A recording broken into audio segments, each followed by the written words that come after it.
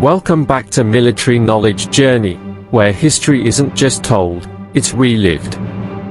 Today, we walk into the ashes of a nation, where humiliation and hunger gave birth to one of the most terrifying figures the world has ever known.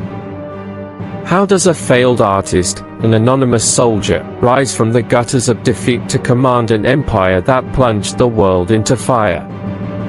This is not just a story of one man, it's the story of how an entire people, broken by war and shackled by peace, could be swept into a storm of rage and revenge. So tighten your seatbelts, because our journey begins not on the battlefield, but in the ruins of Versailles, and leads us into the darkest chapters of the 20th century. The year is 1919. Europe lies in ruins. The Great War, what many had called the war to end all wars, has left a continent scarred beyond recognition. Fields once fertile are now mass graves. Cities are blackened shells. An entire generation has been lost in the mud of the Western Front.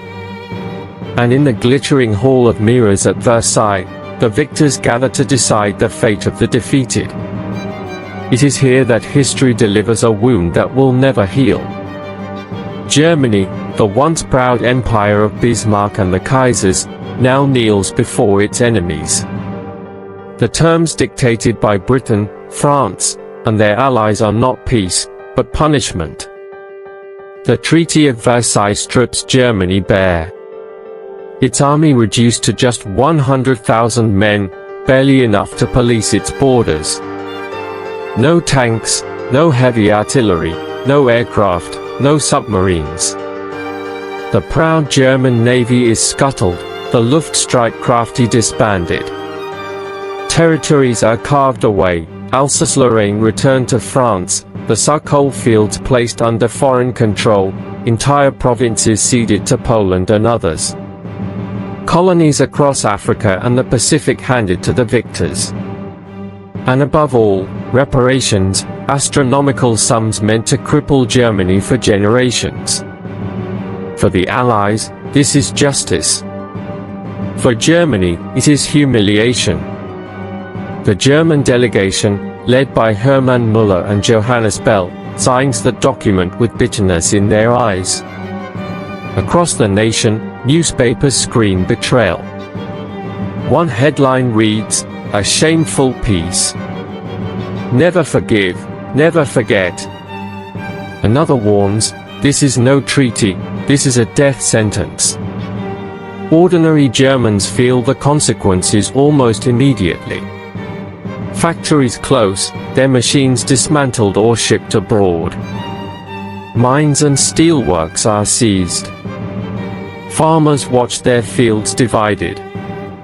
Cities are swamped with wounded veterans, men missing arms, legs, or eyes, begging on street corners. In the taverns of Munich and Berlin, angry soldiers mutter the same refrain, "We were never defeated in the field. We were stabbed in the back." The myth of the Dolchstoßlegende, the stab in the back, takes root, the idea that Germany's army had been betrayed by corrupt politicians, Jews, and communists at home. This poison seeps deep into the national psyche. The Weimar Republic, Germany's fragile new democracy, tries to hold the line. President Friedrich Ebert hopes moderation will heal wounds. But to extremists on both the left and the right, Ebert is a traitor. To communists, he is a tool of the elites. To nationalists, he is a puppet of the Allies. The Republic is despised before it even begins. Inflation spirals. In 1923, a loaf of bread costs billions of marks. Children play with stacks of worthless banknotes. Hunger gnaws at every household. Unemployment rises, morale collapses. People whisper that Germany has been reduced to a slave nation. And it is in this climate, humiliation, hunger, and hatred, that the stage is set for something dark to rise. In the beer halls of Munich, amid the smoke and cheap beer, a failed artist and embittered veteran begins to speak. His name is Adolf Hitler. He tells the crowds what they want to hear, that the Treaty of Versailles is a crime, that the Weimar politicians are cowards, that Germany's pride can, and must, be restored. His words drip with venom, but also with hope.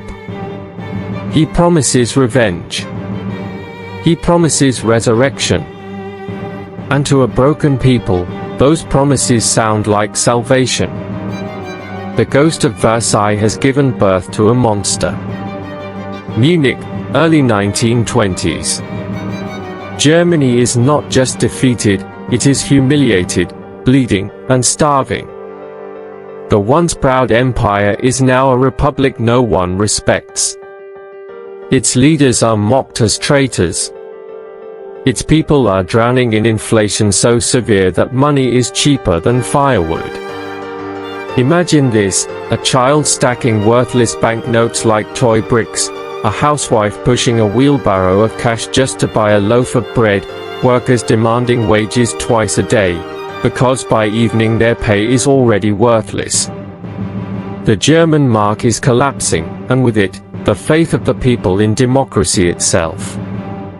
It is here, in the smoky beer halls of Bavaria, that a failed painter and former corporal finds his audience. Adolf Hitler, once a drifting, anonymous veteran, is about to discover the power of his voice. At first, he is nothing. Just another angry man shouting at shadows. But when he speaks, something strange happens. The room falls silent. His voice, sharp and relentless, cuts through the haze. He does not speak like a politician, measured, polite, cautious. He roars like a prophet, eyes blazing, fists pounding, every word dripping with fury. He tells the broken men in front of him exactly what they want to hear. That the Treaty of Versailles was not peace, but slavery. That Germany was never defeated on the battlefield, only betrayed by enemies within. That the Republic is weak, corrupt, and doomed. That salvation lies in unity, strength, and ruthless action. And he offers them something more dangerous than anger, he offers them hope. By 1920, Hitler has joined the German Workers' Party, a tiny fringe group with no future. But he reshapes it, gives it a new name, the National Socialist German Workers' Party, Nazis. He designs its symbol, the swastika. He writes its slogans, simple and brutal: one people, one nation, one leader. Crowds grow. Money flows in. Former officers, industrialists, and fanatics all gather around him. Among them, Hermann Göring, decorated war hero, Heinrich Himmler, a cold, meticulous organizer, and Joseph Goebbels, a master of propaganda. Hitler knows how to use them all. But he also knows when to strike on his own. In November 1923, inspired by Mussolini's March on Rome, Hitler launches his own coup attempt, the Beer Hall Putsch. He storms into a Munich hall, fires a pistol into the air, and declares a revolution. But Bavaria is not Rome. The coup collapses in chaos, 16 Nazis are killed, and Hitler is arrested. To most men, prison would be the end. For Hitler, it is the beginning. Behind bars, he writes Mein Kampf, My Struggle. Half autobiography, half manifesto, it is a blueprint for everything to come. The hatred of Jews, whom he blames for Germany's downfall. The obsession with Lebensraum, living space, for Germans, to be taken by force from the East. The belief in absolute power, embodied in one man, himself.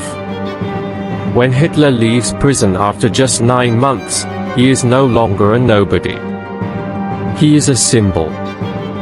His name is whispered in beer halls and shouted in rallies. But for now, the Republic still stands. And the world does not yet realize that in the heart of Germany, a storm is gathering.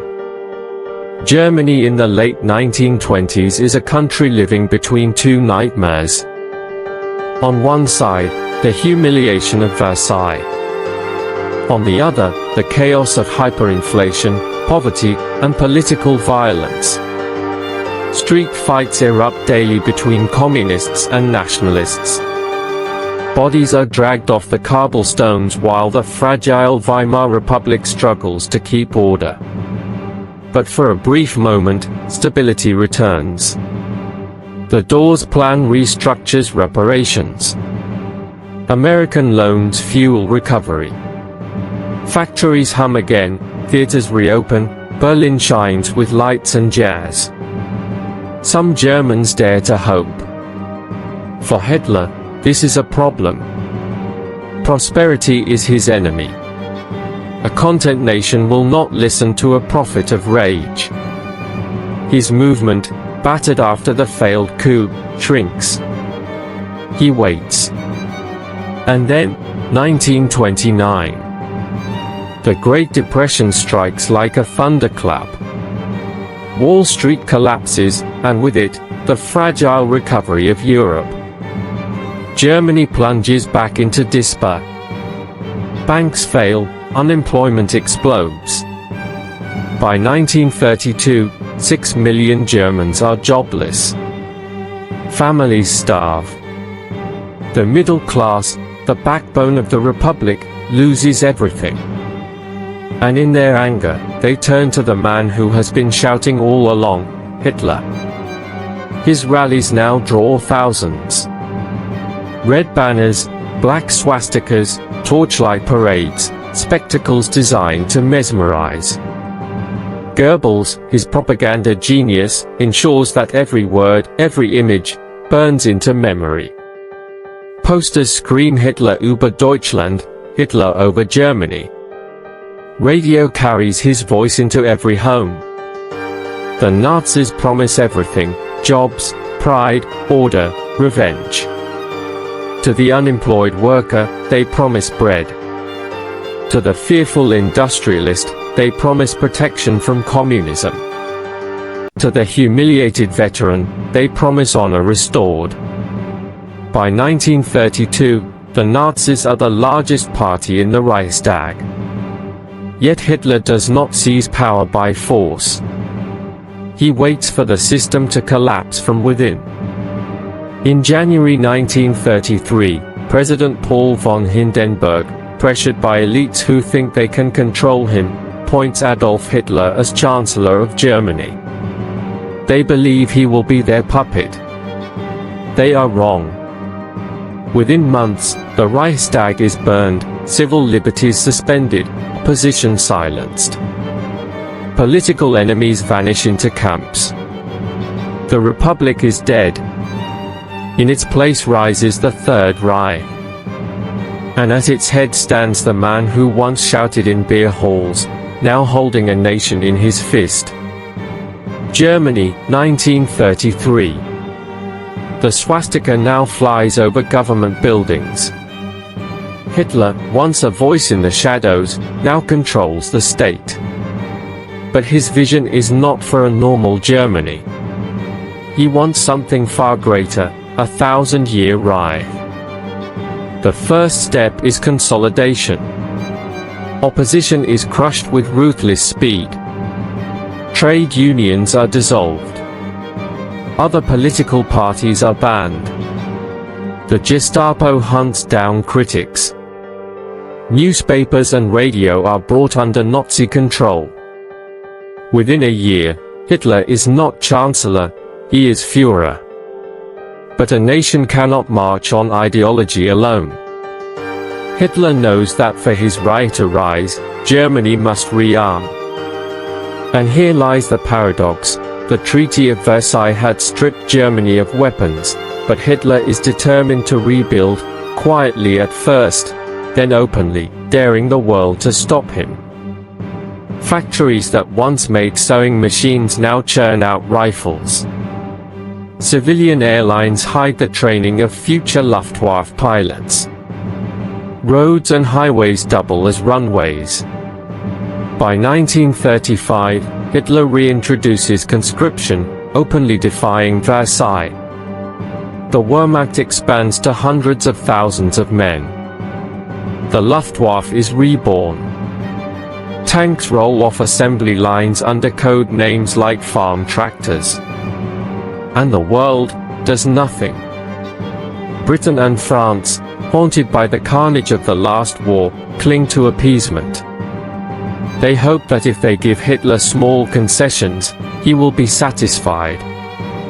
But each concession only feeds his hunger. 1936, German troops march into the Rhineland, demilitarized territory forbidden by Versailles. They go in with orders: if France resists, retreat. But France does not resist. The gamble pays off. Hitler grows bolder. The same year, he aligns Germany with Mussolini's Italy and Imperial Japan. A new Axis is born. 1938, Hitler turns his eyes to Austria. Under the guise of uniting all Germans, he engineers the Anschluss, the annexation of Austria. Crowds cheer, flowers rain down, the world watches. Again, no one stops him. Next comes Czechoslovakia. The Sudetenland, home to German minorities, becomes his excuse. At Munich, Britain's Neville Chamberlain waves a piece of paper, "Peace for our time." In truth, it is surrender. Hitler takes the Sudetenland, then swallows the rest of Czechoslovakia soon after. But his true ambition lies to the east. Poland. A land he considers essential for Lebensraum, living space. Hitler believes Germany must expand or die, and Poland is the gateway. Yet Poland is different. Britain and France, finally alarmed, vow to defend it. Hitler, undeterred, makes his move. In August 1939, he shocks the world with a pact, an alliance not with a fellow fascist, but with his sworn ideological enemy, Stalin's Soviet Union. The Molotov-Ribbentrop Pact secretly divides Eastern Europe into spheres of influence. With the Soviet flank secured, Hitler is ready. On September 1, 1939, German forces storm across the Polish border. Tanks spearhead the advance, Stuka dive bombers scream from the skies, infantry races forward in mechanized columns. This is Blitzkrieg, lightning war, unlike anything the world has seen. Warsaw burns. Within weeks, Poland is crushed. Britain and France declare war. The Second World War has begun. And once again, the world asks itself, could this have been stopped earlier? The world has declared war on Germany. But in the opening months, it seems strangely quiet. The phony war, they call it. Britain and France mobilize, but do little. Behind the Siegfried Line, German soldiers joke and smoke, waiting. Then, in the spring of 1940, the storm breaks. Hitler unleashes Blitzkrieg, lightning war, across Europe. Denmark and Norway fall in a matter of weeks. German paratroopers descend from the skies, warships storm fjords, and cities crumble. For the first time, the myth of Allied superiority begins to crack. Next comes the real prize, France. The French believed their mighty Maginot Line, a wall of fortresses, will hold.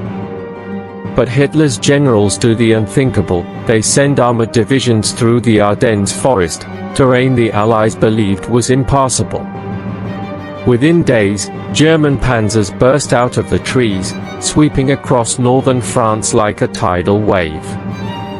The British Expeditionary Force and French armies are surrounded at Dunkirk. Here, history could have ended. But in a miracle of desperation, the British launch Operation Dynamo. Civilian boats, fishing vessels, yachts, ferries, crossed the channel under fire to rescue more than 300,000 trapped soldiers. They escape, but leave behind their weapons, tanks, and pride. France collapses soon after. Paris is occupied. The swastika flies over the Eiffel Tower. In less than 6 weeks, Hitler achieves what Germany had failed to do in 4 years of the Great War. He is hailed as a military genius. Europe trembles. But Britain refuses to bow. Winston Churchill, defiant, vows, "We shall never surrender." Hitler responds with the Battle of Britain. The Luftwaffe launches wave after wave of bombers against British airfields, cities, and finally London itself. The Blitz turns night into fire. Families huddle in subway tunnels as bombs rain down. And yet, Britain does not break. The RAF, outnumbered but relentless, fights back. Spitfires and Hurricanes fill the skies, radar guides their strikes, and slowly the tide turns. Hitler's first defeat is in the air over Britain. Frustrated, he shifts his gaze eastward.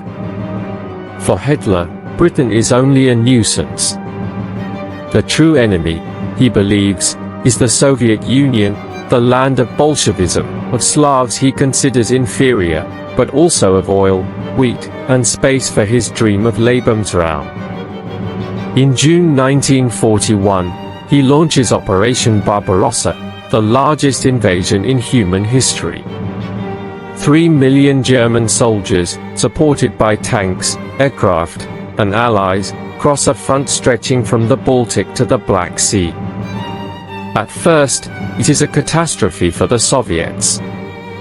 Entire armies are encircled, millions captured, cities like Kiev and Smolensk fall. By autumn, German troops are at the gates of Moscow. But then, fate intervenes. The Russian winter arrives. Temperatures plummet.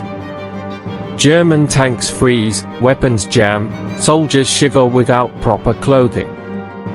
Supplies run out. The Blitzkrieg, designed for short campaigns, grinds to a halt in the snow. And suddenly, the unstoppable Wehrmacht looks vulnerable. Hitler has reached too far, too fast. And as 1941 ends, the United States, shocked by Japan's attack on Pearl Harbor, joins the war. The conflict is no longer European. It is global. The Lightning War has conquered half a continent.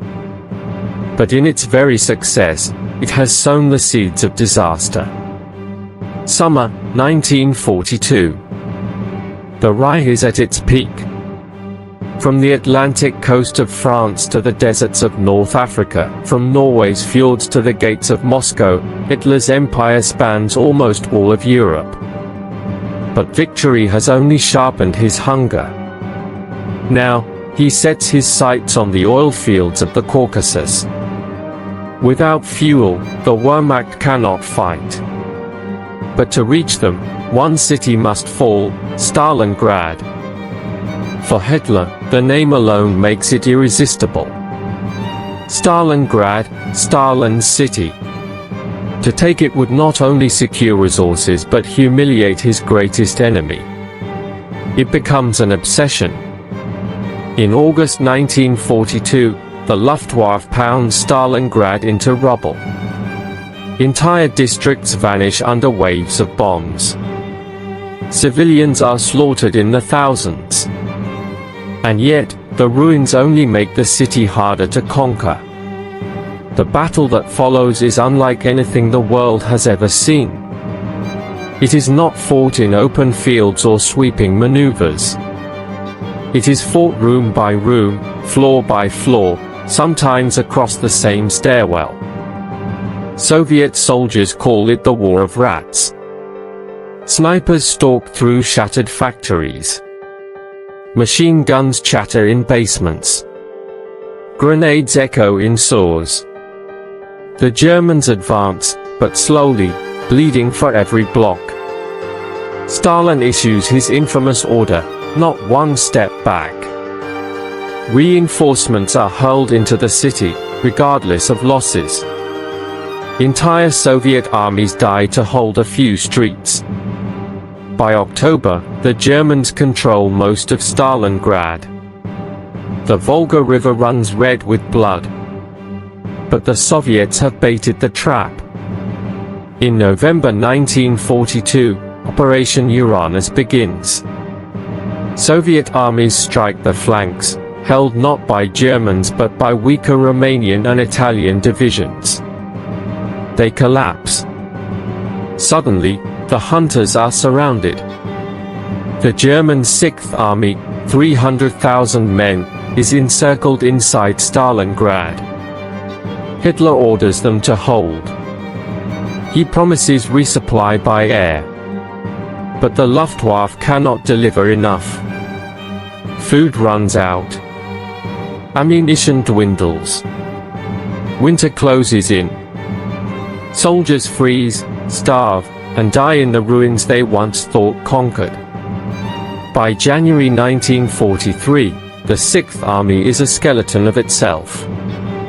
General Paulus, promoted to Field Marshal by Hitler, so he would fight to the death, finally surrenders. Over 90,000 survivors march into Soviet captivity. Few will ever return. The world is stunned. For the first time, the myth of German invincibility is shattered. Stalingrad is not just a defeat, it is a catastrophe. An entire army has been annihilated. For Hitler, it is the beginning of the end. The Eastern Front will now consume the Reich, bleeding it dry.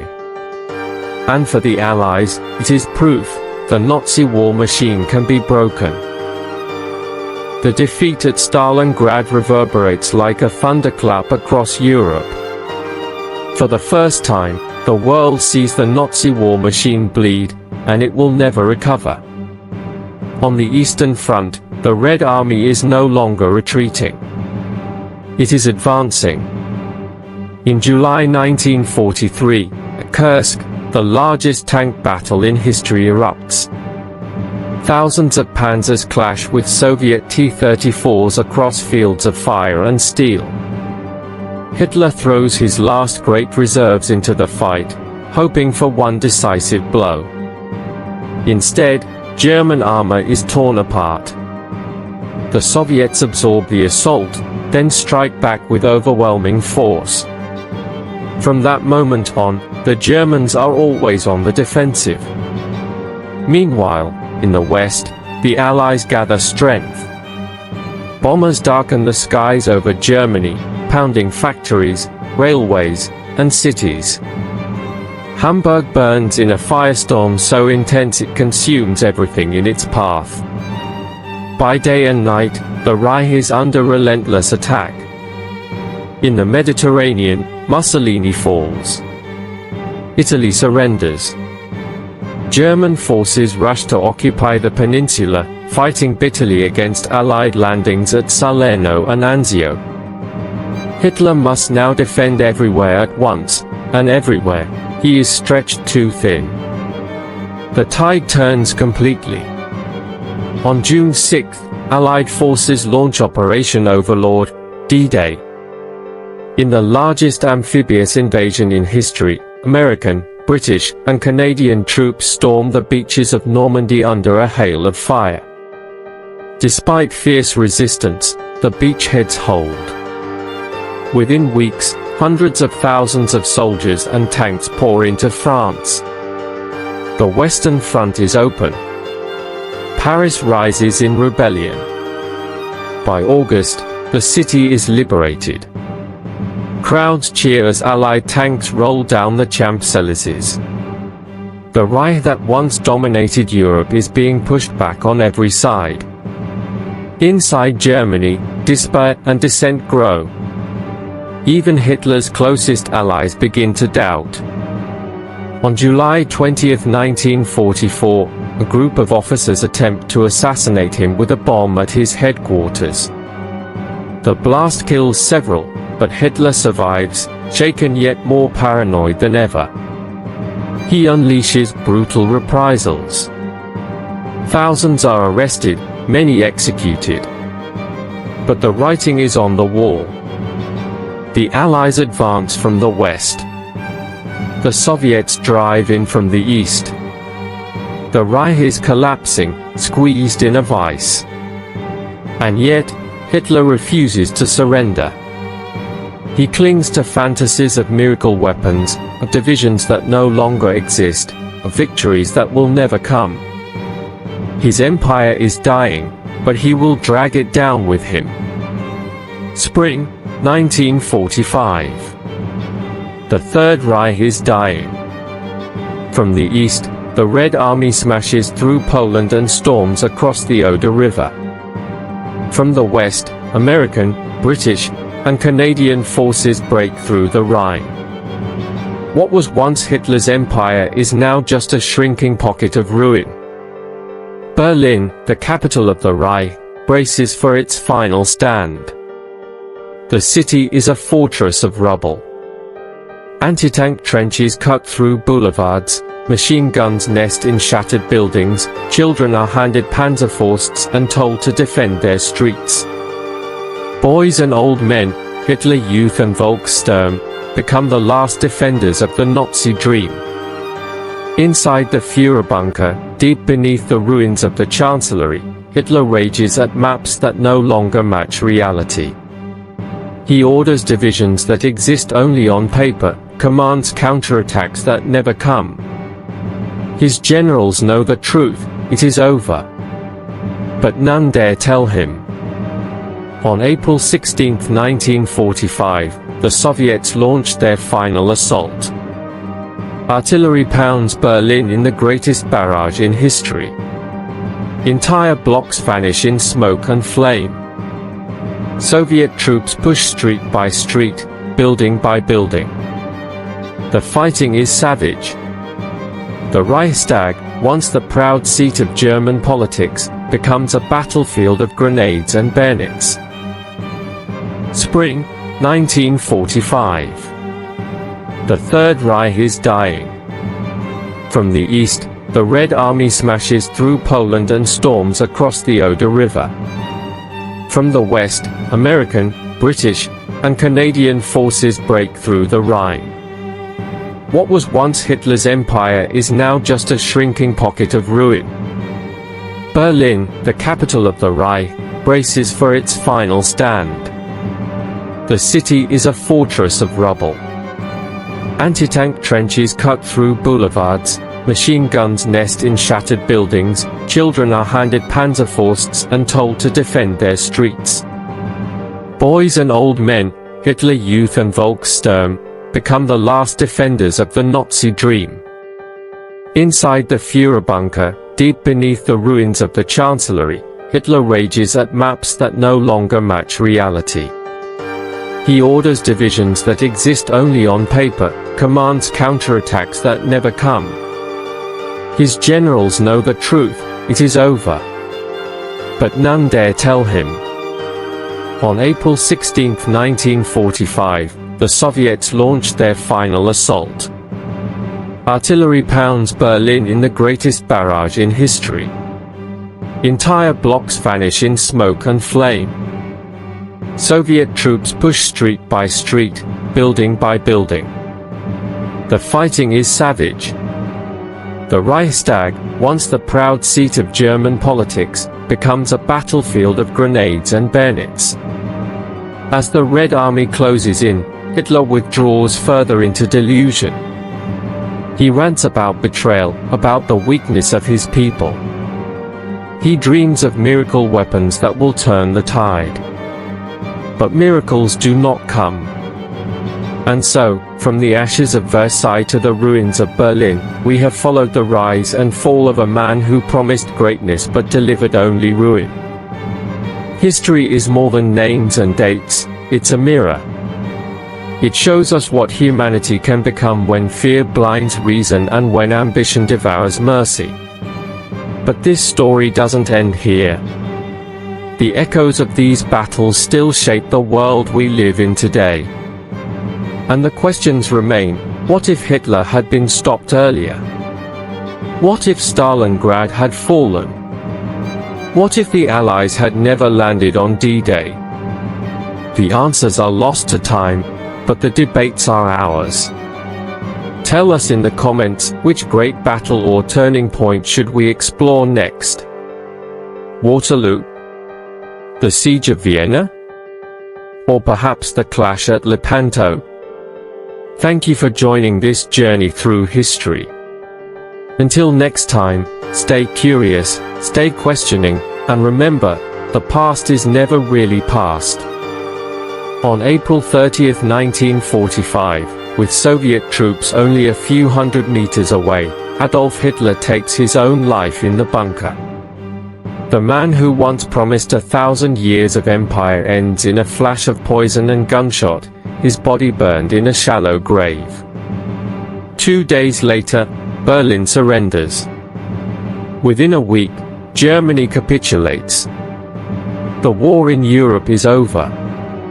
The cost is almost unimaginable: tens of millions dead, cities reduced to ashes, an entire continent scarred. The Reich that was supposed to last a millennium survives barely 12 years. But the story of Hitler and Nazi Germany is not just about destruction. It is also a warning. A warning of what happens when humiliation turns to rage, when fear silences reason, when people trade freedom for the promise of greatness. What if Versailles had been different? What if the world had stopped Hitler earlier? Could the tragedy of World War II have been avoided? History does not answer, but it leaves the question for us. Because in the ruins of Berlin, among the ashes of the Reich, lies a truth as relevant today as it was then, that empires built on hate and fear are doomed to fall.